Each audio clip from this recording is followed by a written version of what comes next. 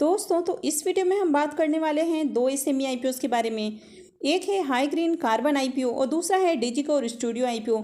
तो जानेंगे कि आपको इन दोनों में से किस में अप्लाई करना है। तो इसमें हम कंपनी के बिजनेस के बारे में बात करेंगे, साथ ही इनके फाइनेंशियल भी देखेंगे और आगे जानेंगे कि किस में डिमांड है और किस में डिमांड कम है, और ग्रे मार्केट में इसके प्रीमियम किस प्राइस पे ट्रेड कर रहे हैं और किस आईपीओ में आपके अलॉटमेंट चांसेस ज़्यादा हो सकते हैं, यानी कि किस आईपीओ के मिलने की संभावना ज़्यादा हो सकती है। तो अगर आपने किसी भी आईपीओ में अप्लाई किया है और अब तक आपका रिफंड नहीं आया है, यानी कि आपका जो ब्लॉक अमाउंट है वो अब तक रिफंड नहीं हुआ है, तो यहाँ पर आपको क्या प्रोसेस फॉलो करनी है ताकि आपका जो ब्लॉक अमाउंट है वो रिफंड आ जाए। तो चलिए वीडियो को शुरू करते हैं। लेकिन अगर आप इस चैनल पर पहली बार विजिट कर रहे हैं या फिर आपने चैनल अब तक सब्सक्राइब नहीं किया है तो चैनल को सब्सक्राइब कर लें और साथ में वीडियो को भी लाइक कर दें। तो सबसे पहले बात कर लेते हैं हाई ग्रीन कार्बन आईपीओ के बारे में। तो ये आईपीओ 21 सितंबर को ओपन हुआ था और ये 25 सितंबर को यानी कि मंडे को क्लोज होने वाला है। फेस वैल्यू 10 रुपये पर शेयर है और बुकिंग प्राइस 75 रुपीज़ है। आईपीओ में लॉट साइज 1600 शेयर्स का है। आईपीओ का इशू साइज 52.80 करोड़ का है। यहाँ पर 44.93 करोड़ रुपए के फ्रेश इशू हैं और 7.88 करोड़ का ऑफर फॉर सेल है। अब अगर कंपनी के बिजनेस की बात करें तो कंपनी 2011 में इनकॉर्पोरेट हुई है और ये कंपनी वेस्ट टायर की रिसाइकलिंग करती है। तो अभी इसकी मैन्युफैक्चरिंग यूनिट हमें राजस्थान में देखने को मिलती है। तो कंपनी आईपीओ से जो फंड रेज करने वाली है तो उससे अपनी एक और मैन्युफैक्चरिंग यूनिट लगाने वाली है।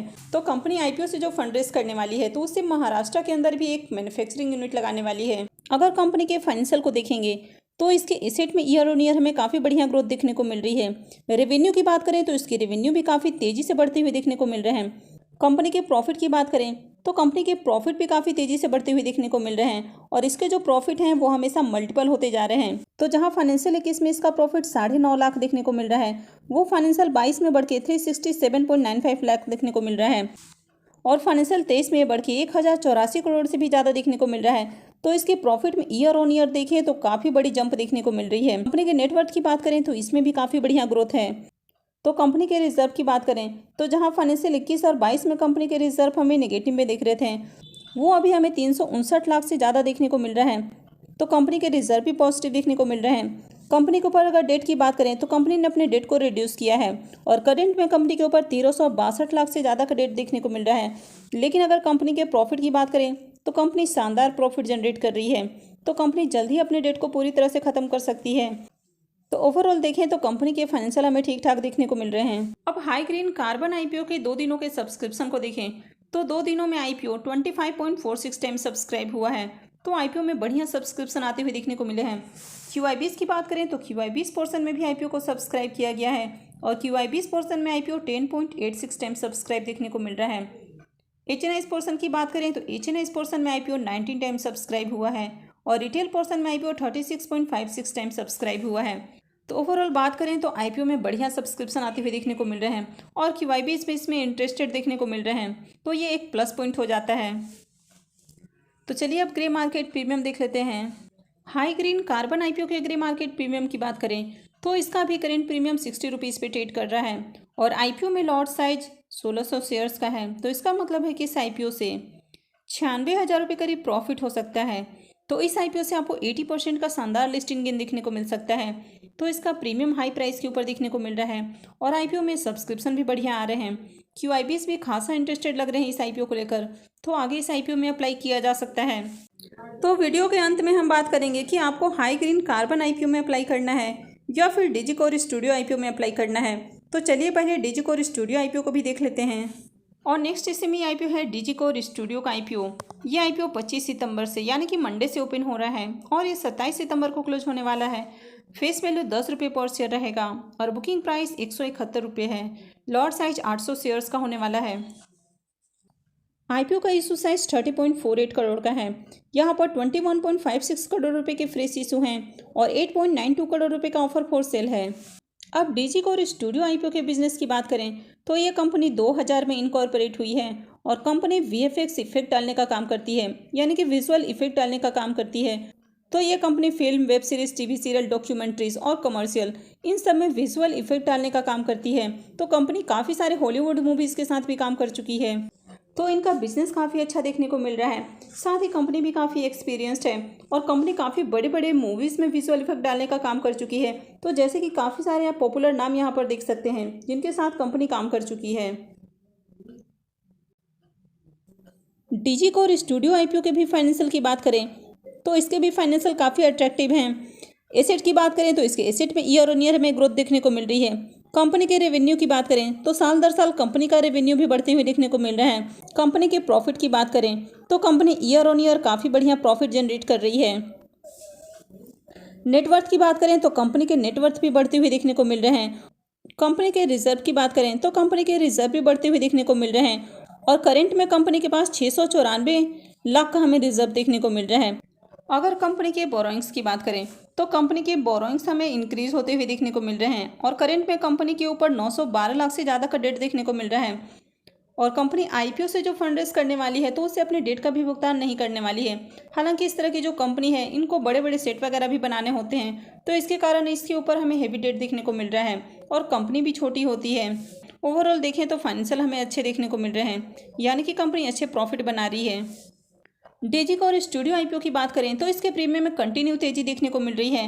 अब जहां 2 दिन पहले इसका प्रीमियम 105 रुपये पे ट्रेड कर रहा था, कल ये बढ़ के 125 रुपये के ऊपर देखने को मिल रहा था और अभी ये बढ़ के 140 रुपये पे ट्रेड कर रहा है। तो इसमें लगातार डिमांड आ रही है। और आईपीओ के लॉट साइज की बात करें तो आईपीओ में 800 शेयर्स का लॉट है। तो इसका मतलब है कि इस आईपीओ से 1,12,000 रुपये करीब आपको प्रॉफिट हो सकता है। तो इस आईपीओ से आपको 81 से 82% के करीब लिस्टिंग गेन देखने को मिल सकता है। तो अगर इसके प्रीमियम की बात करें तो इसका प्रीमियम भी काफ़ी अट्रैक्टिव प्राइस के ऊपर देखने को मिल रहा है और मार्केट में इसमें ज़बरदस्त डिमांड है। तो इस आईपीओ में भी अप्लाई किया जा सकता है। अब ये आईपीओ कल से ही ओपन हो रहा है, लेकिन कल के कल जाकर आपको अप्लाई नहीं करना है, आपको थोड़ा सा वेट करना है। पहले ओवरऑल डिमांड देखनी है, मार्केट की कंडीशन देखनी है कि मार्केट में आगे तेजी है या फिर मार्केट में गिरावट है, और उसके बाद ही आपको आईपीओ में अप्लाई करना है। तो अब बात करें कि आपको डिजिकोर स्टूडियो आईपीओ में अप्लाई करना है या फिर हाई ग्रीन कार्बन आईपीओ में अप्लाई करना है, तो दोनों के ही मार्केट में अच्छी डिमांड है। हाई ग्रीन कार्बन का प्रीमियम 80% पे ट्रेड कर रहा है और डिजिकोर स्टूडियो का 81 से एबव देखने को मिल रहा है। तो दोनों के ही प्रीमियम नेक टू नेक देखने को मिल रहे हैं। जहां एक का प्रीमियम 80% पे ट्रेड कर रहा है तो दूसरे का 82% के अराउंड ट्रेड करते हुए देखने को मिल रहा है। तो इसमें ज़्यादा अंतर देखने को नहीं मिल रहा है। दोनों के ही बिजनेस में अच्छी डिमांड है, दोनों के फाइनेंशियल भी हमें अच्छे देखने को मिल रहे हैं। तो अब बात करें कि आपको इन दोनों में से किस में अप्लाई करना चाहिए, तो यहाँ पर किसी एक का नाम नहीं लिया जा सकता है, दोनों में ही डिमांड है। तो दोनों ही आईपीओ से पैसे बनने वाले हैं। अब थोड़ा सा 19-20 आपको देखने को मिल सकता है, यानी कि किसी में अच्छे प्रॉफिट हो सकते हैं तो किसी में थोड़े से प्रॉफिट कम हो सकते हैं, लेकिन ओवरऑल बात करें तो दोनों ही आईपीओ में डिमांड है। तो आपको दोनों ही आईपीओ में अप्लाई करने की कोशिश करनी चाहिए और ये दोनों ही आईपीओ काफ़ी ज़्यादा ओवर सब्सक्राइब भी होने वाले हैं। तो ऐसे में इन दोनों आईपीओ में अलॉटमेंट मिलना भी काफ़ी मुश्किल है।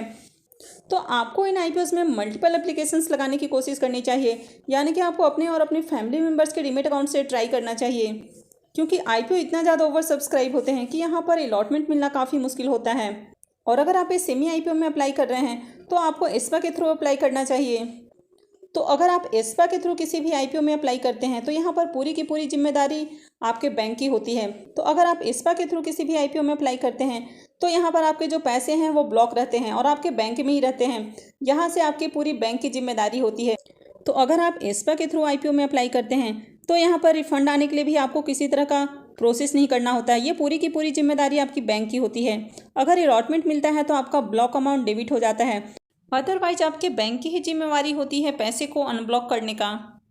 तो अगर आप इस सेमी आईपीओस के अलावा मेन बोर्ड आईपीओ में भी अप्लाई करते हैं तो काफ़ी बार लोग मैसेज करते हैं कि अब तक रिफंड नहीं आया है।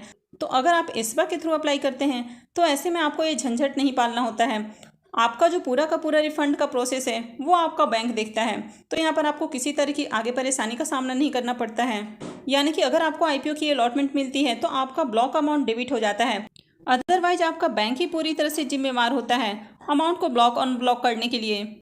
और अगर आप एस्पा के थ्रू अप्लाई करते हैं और आगे किसी तरह की परेशानी होती है तो आप बैंक से जाकर बात कर सकते हैं। वहीं अगर आप मेन बोर्ड आईपीओस में अप्लाई करते हैं और आप थर्ड पार्टी ऐप से अप्लाई करते हैं, यानी कि आप अपने जो डीमैट अकाउंट है वहां से आपने अप्लाई किया, उसका पेमेंट आपने अपने यूपीआई से किया, यानी कि गूगल पे या फ़ोन पे से किया, और उसके बाद आपका जो ब्लॉक अमाउंट है वो अगर रिफंड नहीं आता है तो यहाँ पर अगर आप बैंक के पास जाएंगे तो आपका बैंक किसी तरह से आपकी हेल्प नहीं करता है। तो इसके लिए आपको जो आईपीओ के रजिस्ट्रार हैं तो उनको मेल करना होता है। तो जब आप आईपीओ के रजिस्ट्रार को मेल करते हैं तो वहाँ पर आपको अपने डीपीआईडी, क्लाइंट आईडी, इसके साथ ही अपने मोड ऑफ पेमेंट, साथ ही जो भी एप्लीकेशन नंबर है और काफ़ी सारे जो मेल्स में आपको डिटेल्स आए होते हैं तो उन सारे डिटेल्स के साथ आपको मेल करना होता है। तो जैसे ही आप मेल करते हैं तो उसके कुछ देर के बाद ही उनकी ओर से आपको मैसेज आते हुए देखने को मिलता है और वे आपसे आगे बैंक का जो स्टेटमेंट है वो मांगते हैं, जिसमें आपको बताना होता है कि क्या आपका अमाउंट आया है या फिर नहीं आया है। तो अगर आप अपना स्टेटमेंट उनको शेयर करते हैं तो उसके बाद आपका जो पैसा है वो रिफंड आ जाता है। ऐसा नहीं है कि आपने आईपीओ में अप्लाई किया है तो आपका रिफंड नहीं आया है तो आगे नहीं आएगा, आपका रिफंड जरूर मिल जाता है। बस आपको इसके लिए थोड़ा सा मेहनत करना होता है, यानी कि सबसे पहले आपको आईपीओ के रजिस्ट्रार को मेल करना होता है। उसके बाद उनकी ओर से जो मेल आता है उसमें आपके स्टेटमेंट मांगे जाते हैं। अगर आपने स्टेटमेंट अपना उनको निकाल कर दे दिया और उसमें यदि शो हो रहा है कि आपको पैसे रिफंड नहीं आए हैं तो आगे उनकी ओर से रिफंड आ जाता है। तो आप में से अगर किसी का अब तक जो पैसा है वो रिफंड नहीं आया है तो आप उनके रजिस्ट्रार को मेल कर सकते हैं और आगे जैसे कि मैंने आपको प्रोसेस बताया वो प्रोसेस करके आप अपने रिफंड को पा सकते हैं। तो आई होप कि आपको ये जानकारी अच्छी लगी होगी। तो अगर आपने वीडियो को अब तक लाइक नहीं किया है तो वीडियो को लाइक कर दें और साथ में चैनल को भी सब्सक्राइब करके रखें। और वीडियो को अंत तक देखने के लिए आप सबका बहुत बहुत धन्यवाद।